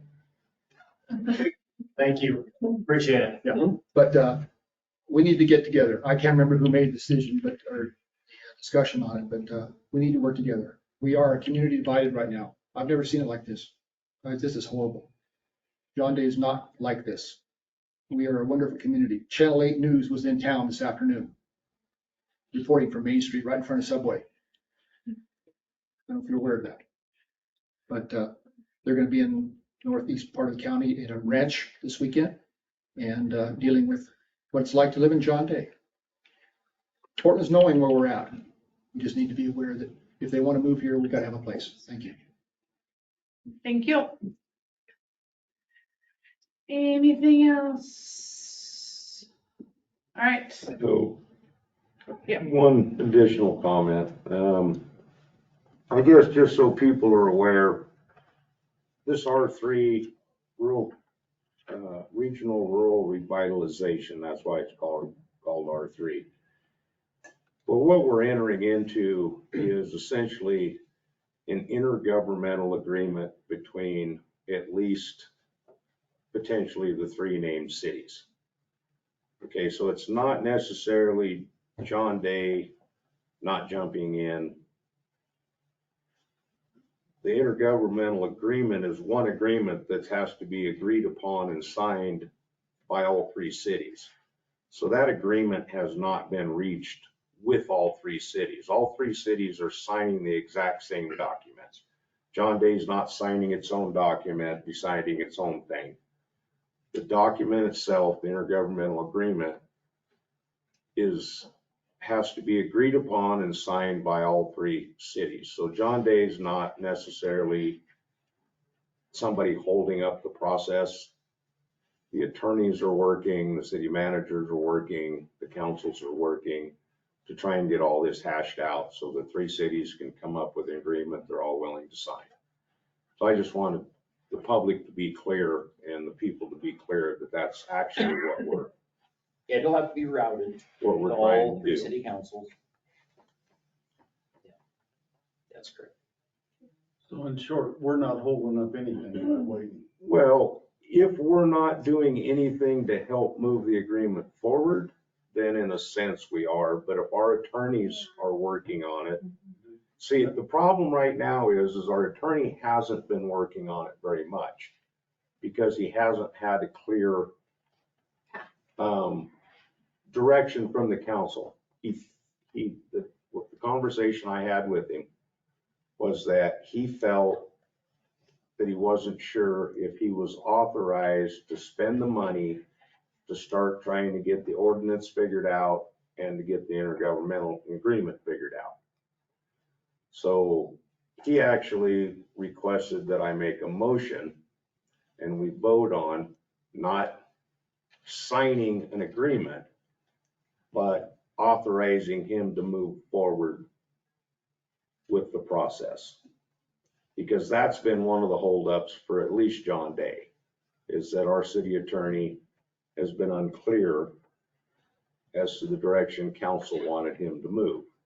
So whether we need to actually do it in a motion or just a consensus, I think would be enough for him. But Jeremy said he needs a direction for the city council. If the city council does not want to consider R3 period, then there's no sense in spending the money. Or if they like this, their draft document and basically aren't worried about the issues that him and I have raised. I mean, so I think if you guys just say we want you, let's try to get back in May with something and changes that you're comfortable with, and then we'll keep you abreast along the way. And he's gonna be talking to the attorney for the other two cities. And then they may have some of their questions, and then that'll have to come back, they've got questions, there's pages of them. And somebody in Lakeview, I'm assuming is a council person, but I have no idea, because it doesn't have a name on it. But anyway, but it was officially answered by R3. So. But like I said, I just wanted to make the point that our attorney would like a clear path. Yeah. Either move forward with it and try and get to a point that everyone can agree on, or drop it. I think that my goal is to have an agreement that we can sign before the legislature shuts down. That's my goal. I'm good with that. I'm good with that. Consensus by board that we allow Rick and Jeremy to keep pushing forward. I agree. Yeah. Definitely. Okay. Is that good enough? No, that's perfect. And I appreciate everyone and all your comments, because we're all on the same page. Because I know the hospital administrator, I haven't met you yet. Are you the administrator of the hospital? Yes, I knew you didn't say that, but I figured that. Because our hospital has the same issues. But we have the fiduciary responsibility, as you do when you guys do agreements on things. You got to make sure that it works for everything, and healthcare is important. But it's all got to be put together correctly, and that's what we're trying to do. And we all know that this community and every community in Eastern Oregon, for the most part, needs housing, and they need help with housing. And that's what the goal of all this legislation. And I think there's going to be other bills with more money going to other places and all kinds of things. So this is just the tip of the iceberg potentially. I got one question. Where are we at with the Weaver building, the apartments upstairs? The Weaver building? Yeah. I don't know. I mean, it seems like it's been a long time that was gutted out, and They had an agreement, with the company the person that bought them to have renovations done in a certain amount of time. I think it was like 5 years. Yes. So, as long as they haven't breached that, then, Well, and We that's, had it a long time. and that's one of the other things that potentially R3 can help close the gap, is that financial mismatch in the cost between what it's gonna cost to renovate it versus what they get back out of it. And that's the purpose of this money being allocated by the legislature, is to help bridge those gaps. So hopefully, if this rural revitalization is established and the money's presented, those are some of the kinds of things that it can help actually, get kick-started and get going and get finished. Yeah, I don't have a problem with that. I really have a problem with, I don't know whether, I wanted to talk to them, and like you said, they never returned their call. This buying a whole bunch of equipment. But we don't have to be involved in that. That's the beauty of it. There'll be a lot more. I wouldn't get hung up yet on that, because we don't know if they're gonna buy equipment, contract. Again, we don't know all the pieces. I think it's a fair question. That group will have to figure out. That's kind of getting a little bit down at some point. So, but first, we just need to make sure we have the structure so we can join, we can leave, we can work with them, and then it'll be set up right. Yep. That's what we're trying to do. We're kind of at 10,000 feet, and you're back trying to build a road, which is nice. Which I spent 43 years doing. Well, I know, but this community should be proud of itself for a town this size. You did this housing renewal. You've got one subdivision, I believe, that you've invested $750,000 of urban renewal money, right? That's got paved roads, utilities, and it has open lots for sale, correct? Not paid for. Yeah, Isn't one of them done? Yeah, one of them's done. That wasn't 750. Well, whatever the, okay, Right. but you did put in the infrastructure. Right. So that means, you've got a subdivision. We have another one that I believe the utilities are in, which is the Ridge, correct? Other than it's not paid, but in the next month or two, that should be done, Aaron? Basically. Weather dependent. Yeah, weather dependent, but it's gonna be done. Now that's, I think, another X amount of lots. So if they're not building on lots you got, then it is, are you gonna start building houses? I mean, it's, you're putting in the infrastructure, you're putting in the sewer, the water, and that's a huge part to development. That's usually the biggest that's what stops most developers that cannot afford the infrastructure. But you got one done that it has been covered by your urban renewal. And there's lots for sale. You have another one that will be available in a few months, couple months, whatever. And it's gonna have lots for sale. And we've covered the cost through urban renewal to build. So you've done good. The other places probably have not been able to do that, Burns or Lakeview. So you're way ahead of the curve, and it's, sometimes you think we build, they will come. Well, sometimes you build and they don't come. And so there's more to it than, maybe we need to go out and get housing grants for it. And then again, R3 can help, but maybe we need to go to housing authorities and build some duplexes and things that are, but then that gets into subsidized lower income. That may be not what you want. There aren't many programs for workforce, is a little tougher. It's just how you word it. Right. But if it's market-based, there aren't many programs for that. So there's a lot of pieces to this puzzle, and this is a piece of it. And it's a big puzzle. It's not a 10-piece puzzle. Okay, awesome. I feel like we gave consensus for the attorney's happy will, and we're gonna move on because we have a lot more to discuss. Next agenda item is our planning and budget committee appointments. Just a reminder, we have 4 open positions on budget. We have 2 open positions on planning. One of those would need to be an at-large.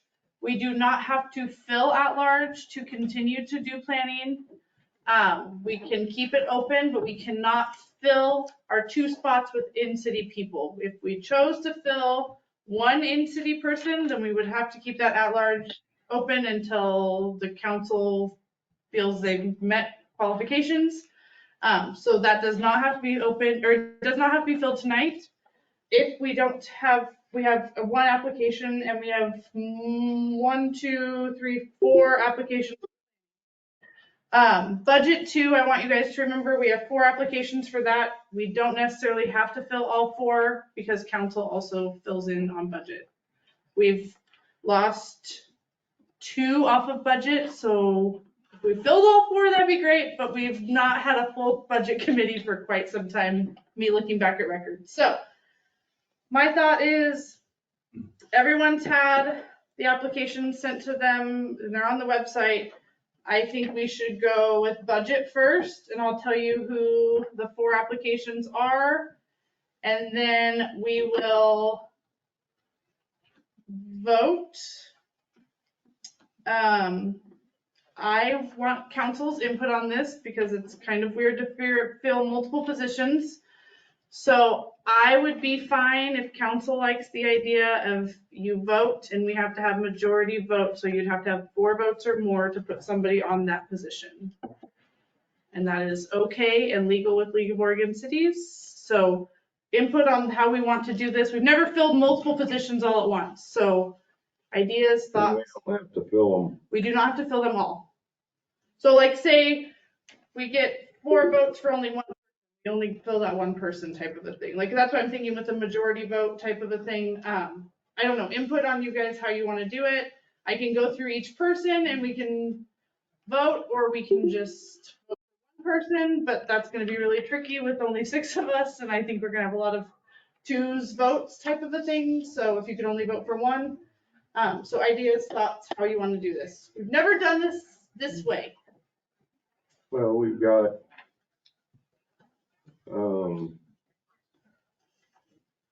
the open positions on budget, and you said you're gonna do that first. Mhm. Well, I think the other thing we need to do is give the people that put in the Yes, application yeah. a few minutes to talk. Absolutely. And then things we've done in the past is somebody's made a motion, or I move to a point, and they can say 1 or 2 or whatever. Okay. People, and I think maybe we just do one at a time. That way we know for sure what the vote's being voted for. And if somebody wants to make a motion like that. Okay. And then vote on it. Each individual. Okay. So you need a motion and a second. So I guess if you don't get a second, then We don't vote. you don't vote. Okay. And then pretty much the same thing for Just go the, through each person. for the budget committee. I Okay. mean, the planning commission. Okay. That's what we've done. Okay, I like it. Is everybody Before, good with so. how the process will work? So I'm gonna allow right now budget committee applications, which we have Richard Kobel, Edwin Newby, Eric Bush, and John Melling are the 4 that put in for those. At this time, if any of them would like to speak, I'm just gonna give you 3 minutes because we have a lot more to discuss and we've had a lot of time already taken up. So 3 minutes to speak on why you want to be on budget, and then we will decide on motions or no motions. We have 4 for budget that we could fill. No, 4 for budget, 2 for planning. So does anybody want to speak on budget applications? All right. One more time. Eric? So we have Richard Kobel, Edwin Newby, Eric Bush, John Melling. So I'm just gonna start at the top. If anybody would like to make a motion, they may. Or Richard Kobel.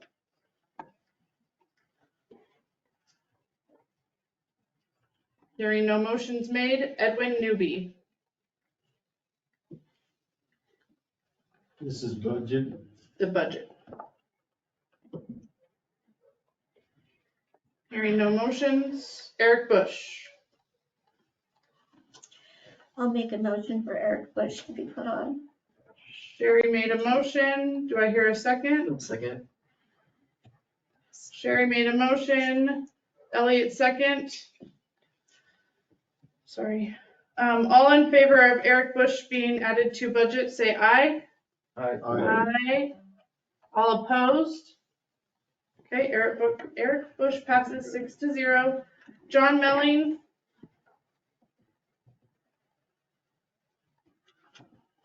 Hearing no motions. All right, so we filled one. Yay. Eric Bush will be on budget, so we still have some openings if anybody's interested. Join, please. We're gonna get real busy here pretty soon. All right, so now we're gonna move into planning. So at large has been Kim Bothine for 30 plus years. So to be at large, you have to be outside city limits, but inside the urban growth boundary. It's not super detailed on because our maps are like this, but we do have a map. We have one applicant that is that person. So that's Robert Pereira. We also have 4 other applicants for the one position. So Jim Spell, Edwin Newby, Brian Hubbard, John Melling. So at this time, I'm going to open the floor up for any of those 5 applicants to speak. And then we will move for motions. Hearing no comments. All right, so I'm going to start with the at-large first so we can get that out of the way because we only have 1. And then we'll go through the 4. And remember that we only have 1 position for those 4. So, Robert Pereira for the at-large. Do I hear a motion? I'll make that motion. Okay. I'll second it. Ron, motion. Sherry, second.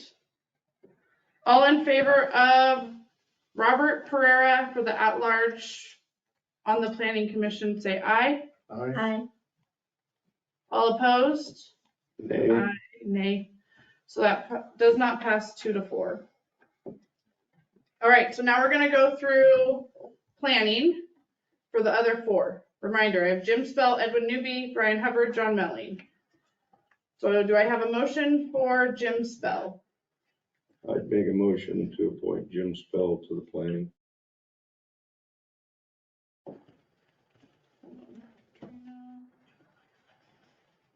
So Dave Holland made the motion, Katrina seconds. All in favor of putting Jim Spell on the planning, say aye. All opposed? Okay. So Did everyone vote? Aye. I haven't voted yet. Are you? Okay, let's take a vote I'll again. say aye. Okay, Dave made a motion to put Jim Spell on the planning commission, Katrina seconded. All in favor for, let's go around the table and do it that way. So do I have an yes from Dave? Aye. Yes? Aye. Aye. Yes. From you? No. No? From aye? And I'm an aye. So there's no reason to move forward because we filled the 1 position unless we want to keep going to see if we can get all 5. So we're going to keep going. If 1 other person gets more votes, then they will win. Edwin Newby for planning. Hearing no motion made. Brian Hubbard. Hearing no motion made. John Melling. I'll make that motion. Motion for John Melling. Any second? Hearing. I'll second. Sherry seconds. All right, so we're gonna do a roll again because I think that's easier. I'll start with the 2 that made the motion. Yes. Aye. Aye. Aye. Nay. Nay. Nay. Nay. Nay. Does not pass. So Jim Spell is the 1 person on planning.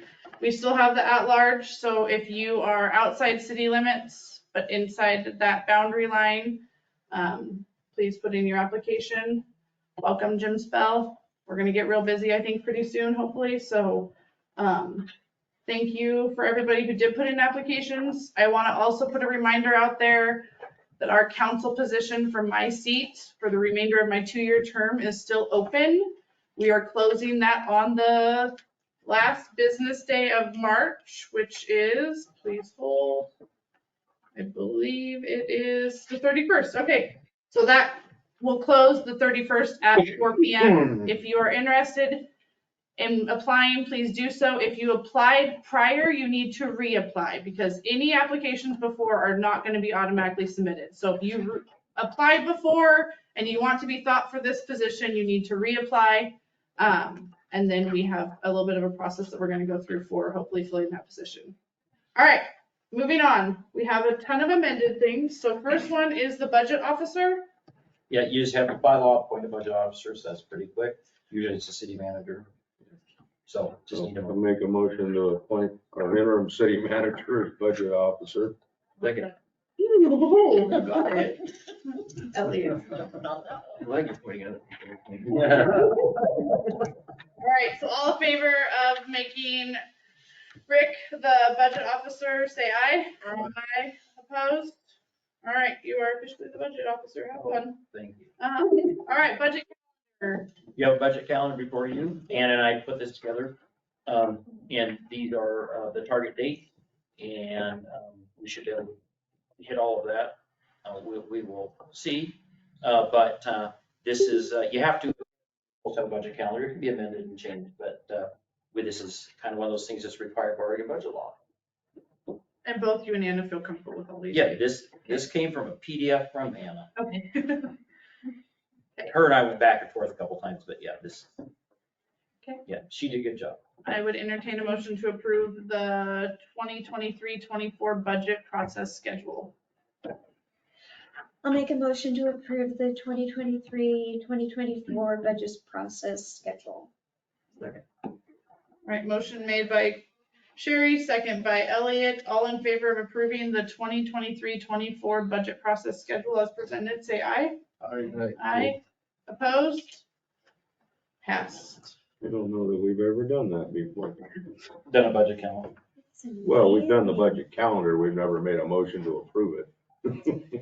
Awesome. All right, so moving on to 7th Street. Aaron.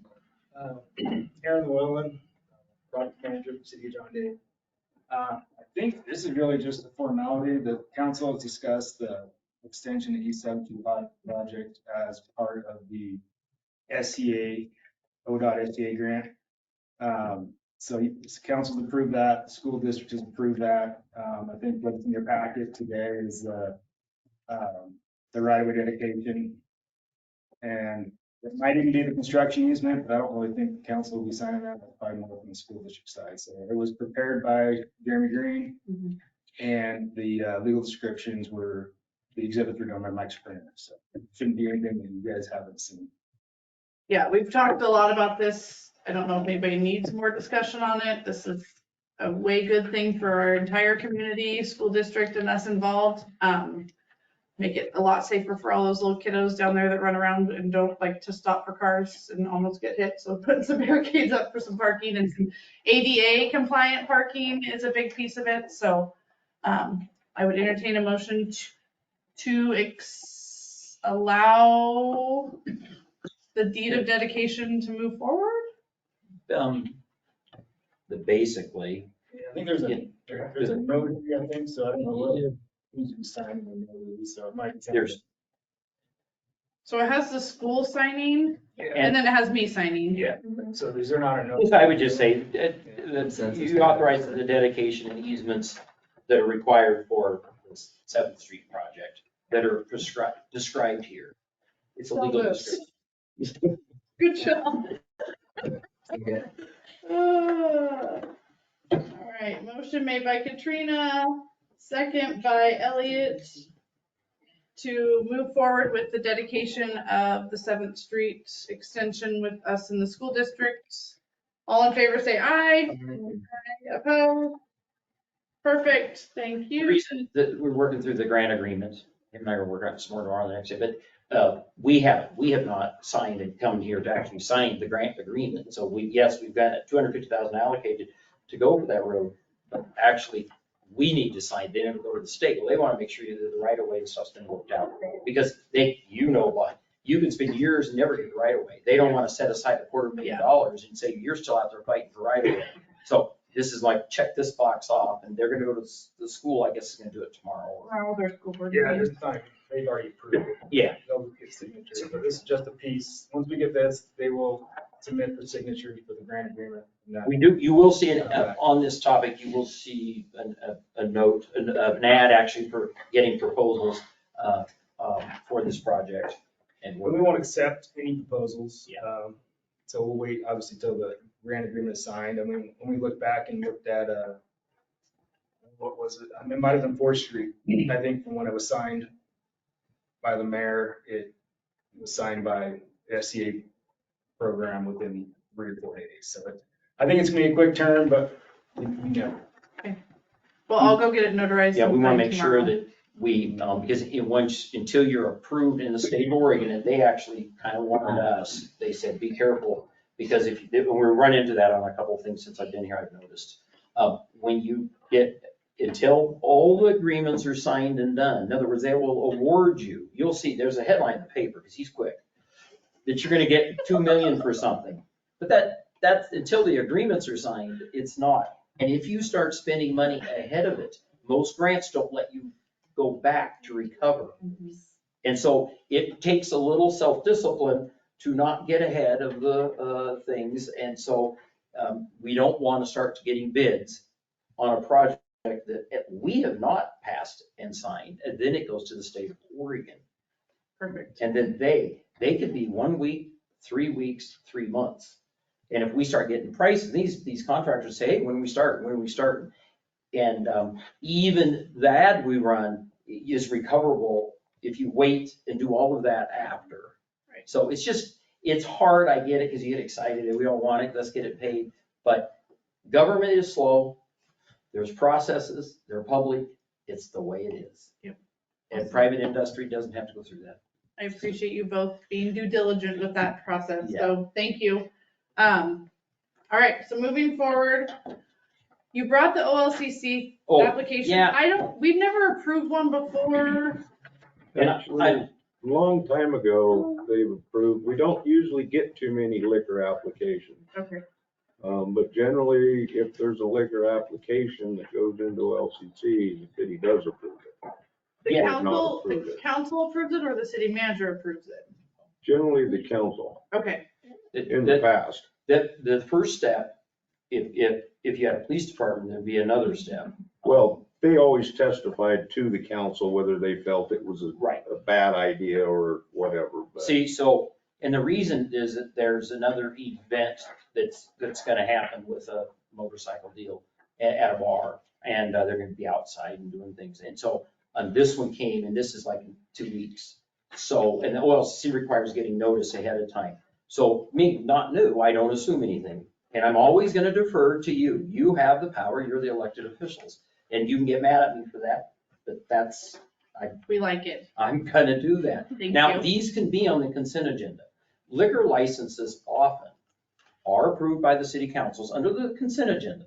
So you don't spend any time with it, but if you want to question, because what'll happen is they'll say, there's been a lot of fights down at that bar and I've just seen trouble over the years. Why do we keep letting them stay? Why do we? And so that's why, rather than me just signing, but it doesn't matter. If you want the manager to sign or this just comes in a formality and since this is all new doing the consent agenda with this thing, I could just add them on there. And you just, if you want to question it, you question. Otherwise, it's just automatic. And if it's one that's coming in, I would sign it probably if it was next week. This is a fundraiser for a group. Right. And so it's not a big deal. It's the fairgrounds and they got their insurance on here. So I think it's all good. But me not knowing is why it's here. Okay. I like adding it to the consent agenda. I think then we're knowledgeable. And the reason for that is traffic. And you can have someone say, well, I got my permit and you brought 1,000 cars and the streets are clogged and it turned into a brawl and did the sheriff know about it? And so this is a way of routing things to where people know if you're gonna divert traffic, close roads, it could be all, you're gonna use the park and liquor's gonna be served. Okay. We have one public comment. Yep. say something.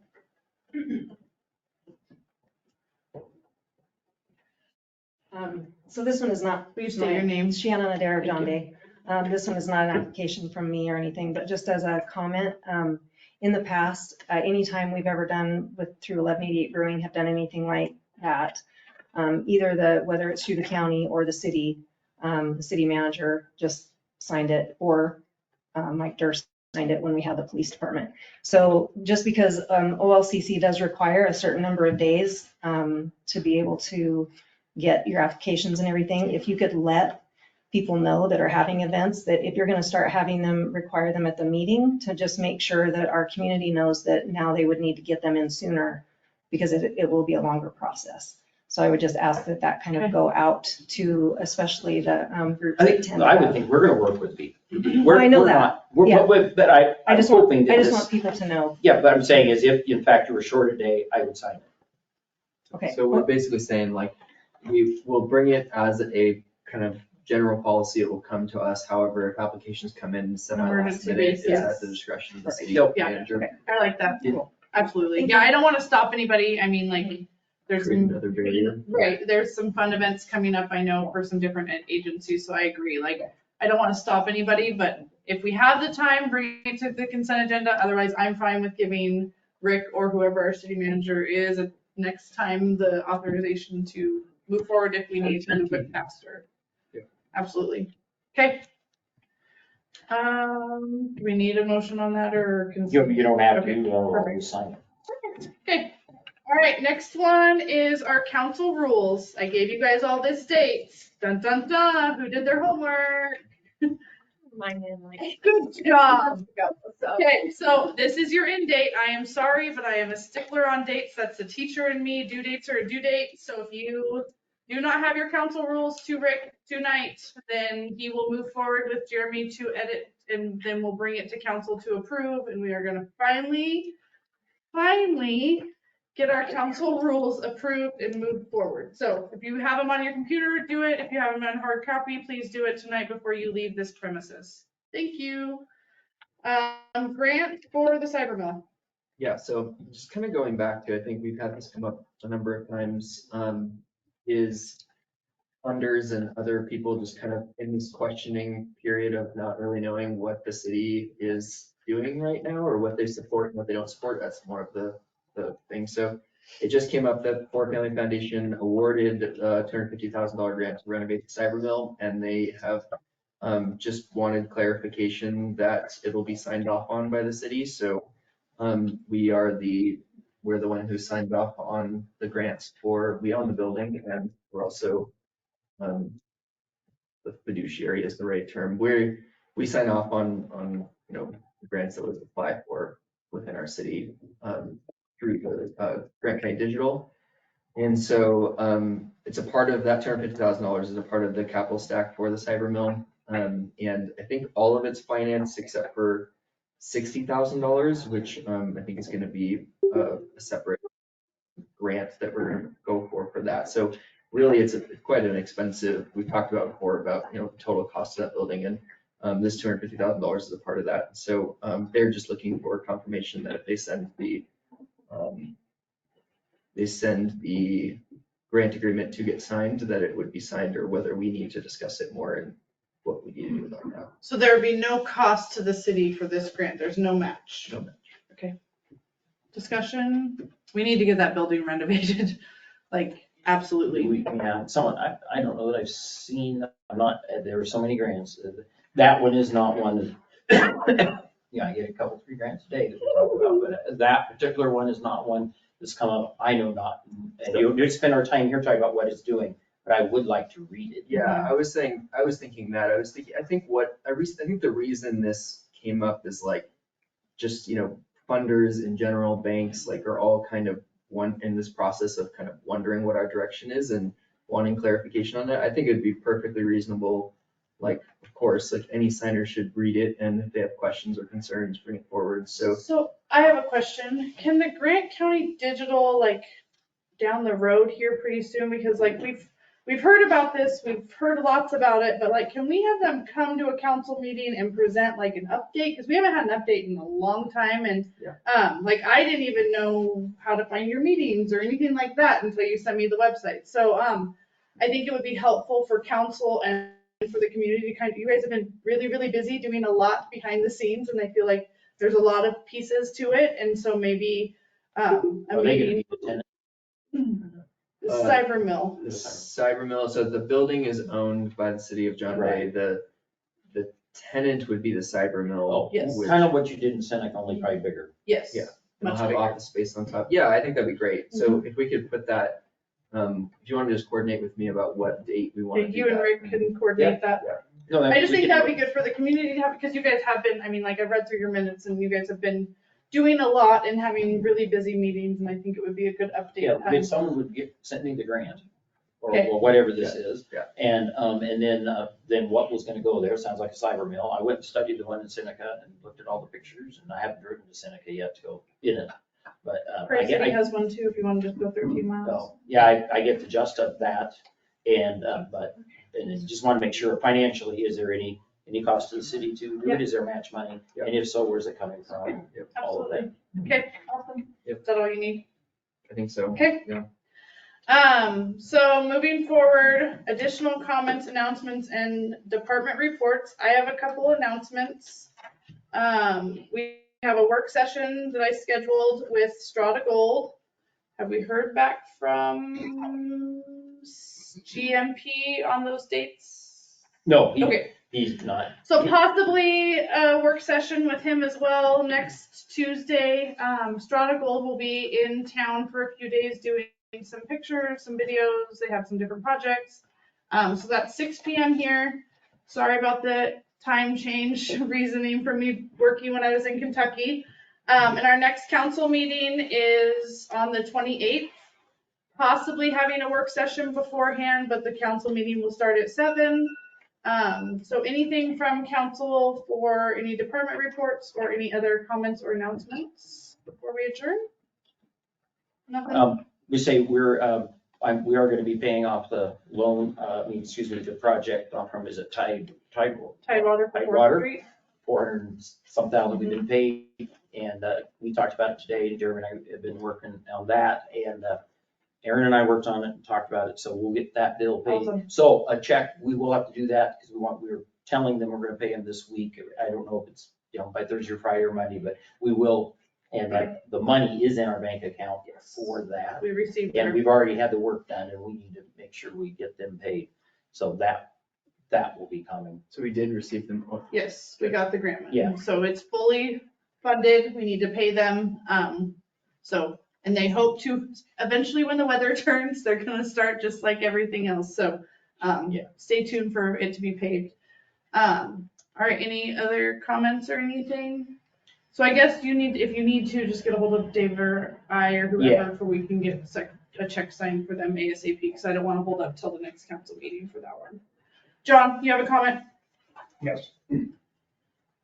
John Rowell, 309 Northwest Fifth Street. Is it possible for next meeting to get an update on the project, where they're at, where they're not at, just kind of an overview of where we're going? Maybe you have time now to kind of settle down, give the public an update on where we're doing, what we got doing, what we still need to do. So like all of our projects, I Yeah, think. just an overview. So like where we're at with 4th Street, where we're at with 7th Street, where we're at with the industrial park. We've sold some more lots so that kind of Well, that, I don't think we could do in the next 2 weeks. So- We've got to start work, we have to work on the budget and other things. Yeah. And, I think if you could. I know spring's coming, so something's probably gonna start. Like I said, 4th Street, Tidewater's planning on paving as soon as they can, and then 7th Street will be seeing hopefully if this all goes through and everything like that pretty soon. So do know there's some things coming, but stay tuned for actually maybe a piece of paper that says it or a presentation, but thank you. How about the sign? That project? The veteran sign? No, the sign for, vehicles beyond. Well, the I think that's a 21. great thing for our safety committee to meet about, because we have a safety committee for a reason, and I think that fits in our safety committee. Who's on the safety committee? I was gonna give that to the public works generally. Okay, If it's a road issue, we need to stay in our lanes. Is it a road issue though, or a property issue? Well, but it's, Yeah. you would Okay, start perfect. with our public works director, and they will then, we have to start letting people. Yes. And that's not, you know, let them, they should be able to come back and say, we looked at it, we feel the solution is nothing. The solution is barricades, the solution is a sign. That's what you want. Big boulders or Yeah. whatever, yeah. So they can't go around them. Okay, Only thing awesome. is there is an easement through there. So you can't. But, oh, that's his job to Right. research all that. Okay, The council sets policy and we want to get to where, you know, so a citizen raised it and so now we want to. I just want to get something done before they get in the habit of going Yeah, down there on a absolutely. regular basis. Rick will meet with Public Works Director and I will send him an We- email we've on. been- We'll work with John, and there are barricades up there right now that keep getting moved, so we just need to come up with a different solution. Okay. And we know exactly what he's talking about, and we can come up with a solution. It's Build a probably gonna be barricade quick- that isn't so easy to move. It can be a quick fix. It Okay. probably does not need to go to a committee that we can just. Okay, get done. awesome. So I think Thank you. we'll work with John. Perfect. All right, anything else, or I entertain a motion to adjourn at 9:04? Trina makes the motion, second. All in favor to adjourn? Aye, perfect, thank you. You